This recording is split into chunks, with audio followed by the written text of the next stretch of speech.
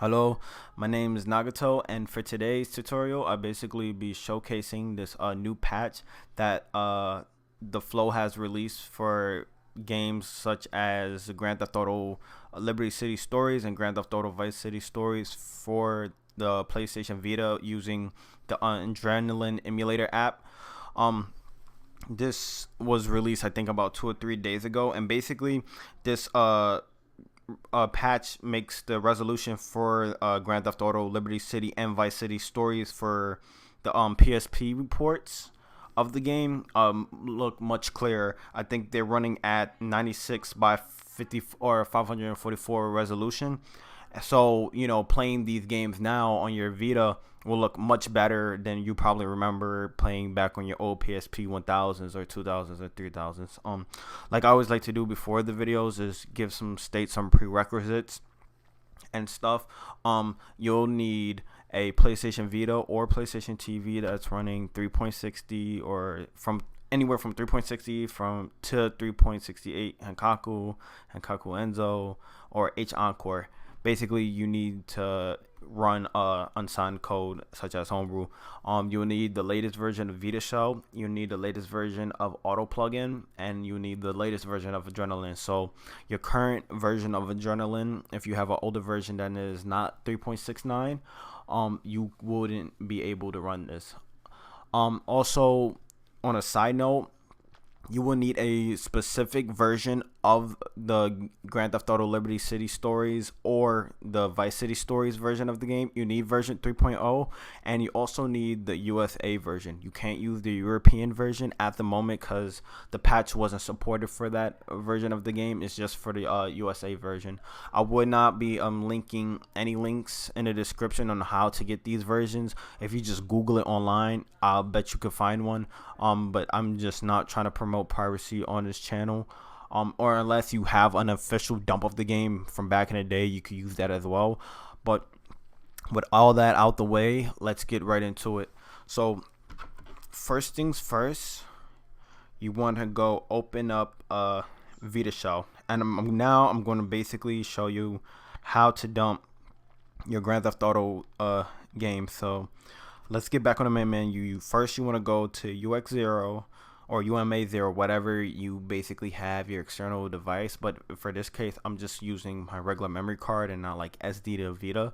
So where you want to go now is UX0, and then you want to scroll all the way down to where you see a folder which I have highlighted in green here, called Place or PSP Emu.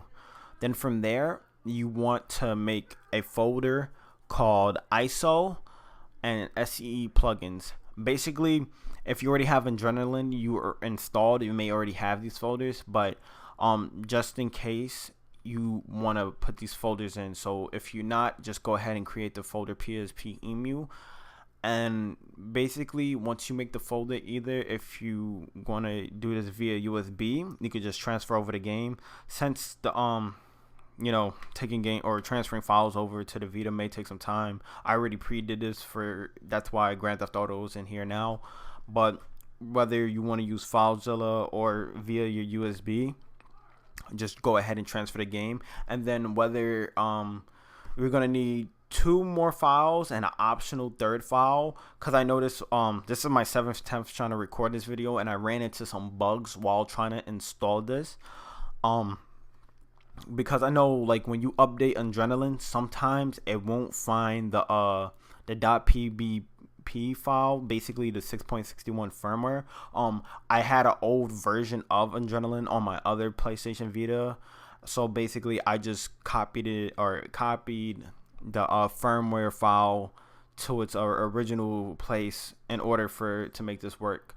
So I know in the description, if y'all guys do run into some issues installing Adrenaline on 6.9 and it gives you an error that states you can't basically install it and you're missing the 6.61 PB file, I will have that in a link in the description. I'll show you where to manually download that at. But as I said, from the 2 files you want to transfer over, is the newest Adrenaline VPK, which is right here. Go ahead and click X and install it. I'm not going to do that since I already pre-installed it. And then if you have Autoplugin, the VPK, go ahead and transfer that over to UX0 or over FileZilla and transfer it to UX0 and install that too. So basically, once you have those two files installed, they should pop right back in your live area. Now, I'm gonna talk about basically Autoplugin first. I highly recommend this plugin. It was made from the developer, the Hero Gak or Gak. I'm sorry if I pronounce your name wrong, and I do apologize. And in motion with that, but I really highly recommend this app for anybody who is using modded PlayStation Vita or PlayStation TV. It basically has like a bunch of plugins from different developers and just different programs that basically gives your Vita the most power, or basically makes the Vita the most useful to you. So for example, like how you see my battery percent bar at 88% and also the time, there are plugins like that that make your Vita, you know, you can overclock your Vita to make games run. You can have like a frame rate thing running on games. There's a bunch of things like trophy hacks, SUPRX, so you can unlock trophies with certain plugins. But basically, instead of like the older method of much of like older Vita fans or older Vita users used to use, such as like on a PC using the config txt and manually have to transfer the plugins and basically manually typing in the plugins to work. Autoplugin automatically does that for you. So let's just get straight into that. So once you open up Autoplugin, make sure it's version 3.83, and there's a GitHub that has the download for that. So like I said, just download that straight up in the description. Other than that, there are two things we're going to look at today. So you want to go to the second option, and then where it says plugins for PSP and Adrenaline, click on that. And then this is optional, but I highly recommend this too. Is to install the remaster controls from the flow also. So certain games like Grand Theft Auto Remaster, such as Kingdom Hearts. I've tried this with Kingdom Hearts Birth by Sleep too. They basically, if y'all guys remember on PlayStation Portables 1000, 2000, 3000 series, there wasn't a right analog. So playing those games back in the day without the left and right shoulder buttons were kind of difficult. But now, since the PlayStation Vita utilizes both the analog, the dual analogs, the games are much more enjoyable that way. So if you want to go ahead and install that, click X on Grand Theft Auto Remastered. I already did that, so I'm not going to go through it again. But from there, the third option you want to go to is just back out of that, go to PSP plugins for Adrenaline. And then the second option is to click on GTA Native Resolution Patch. Once you click these two buttons, go ahead and back out and restart your Vita. Either just turn it off or just reboot it. I usually just do a fully reboot, and then from there I'll meet you back on the live screen. Alright, so once you boot into Adrenaline, before you even boot to Adrenaline, I forgot. If you do have the 6.61 problem of error before you even boot into Adrenaline, let's say you ran it before and it gives you the error that they're saying the 6.61 eboot or eboot PB firmware wasn't shown. The way how you could fix that error is going into app, scrolling all the way down where you see PSP MUCFW. That's basically the Adrenaline folder, where I have the green thing or where you see 661 PB. That's basically the firmware. You could just copy, or I have a link in the description. You could download that and copy it into this exact directory in UX0. So you just go to UX0 at PSP MUCFW, and that should be a fix to that.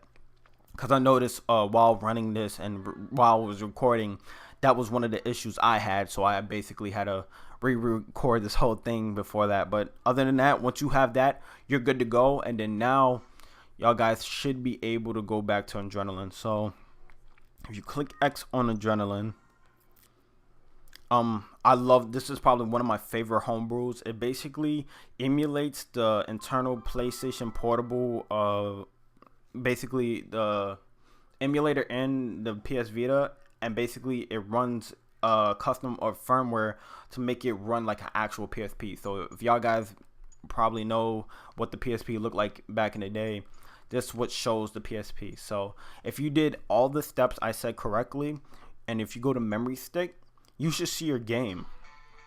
I know I don't have volume connected to this at the moment, but you could probably hear it from my mic, me playing GTA Liberty Cities. But you just want to click X, and I'm not too sure how this will display on my by using OPS. It may not show as clear, but from running it personally on the Vita, it looks way much better than before. I've already played a little bit of it, and from what I remember, it looks way much better, like the cutscenes and stuff. So I'll just showcase that real quickly. And this also works with Vice City stories too. So I'm just waiting for the game to load here so I could showcase it. Okay, boom. I'm just gonna skip a cutscene and try to get into, you know, a car or something.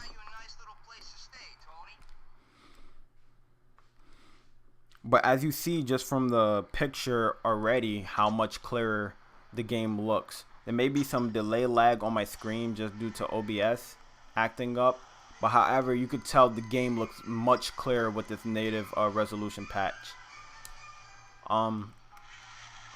As you can see, the car details look way much more clear, almost like a PS2 remaster. As you could tell, the main character's face, he looks clearer. He doesn't look too blocky. So having at this resolution makes a great difference. And playing with the dual analog on this game will be much easier. So this is just a little showcase of it. If you guys have any more questions, please feel free to ask in the comment section. If you guys need any help setting this up, feel free to hit my Twitter or in the comment section below, and I'll help anybody individually one-on-one. With that being said, my name is Nagato, and I'm signing out. Thank you guys for watching.